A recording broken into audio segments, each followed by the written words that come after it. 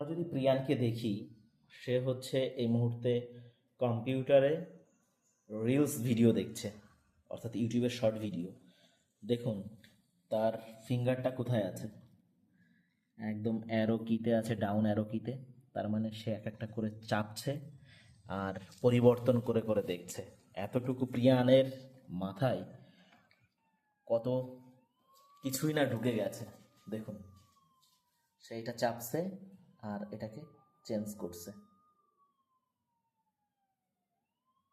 হাত ওখান থেকে সরানোর কোনো কায়দা আপাতত নেই বলে মনে হচ্ছে।